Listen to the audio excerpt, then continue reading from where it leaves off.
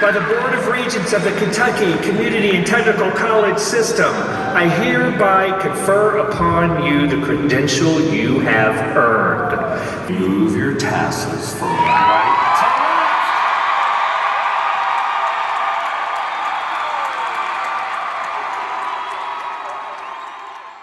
left. So I am here with one of our welding students. So what's next for you? I already started at Qualex. I graduated Nice. in December. So. Oh, I love it. Good. How's that going? Really great, actually. So what was your favorite thing about the welding program in BCTC?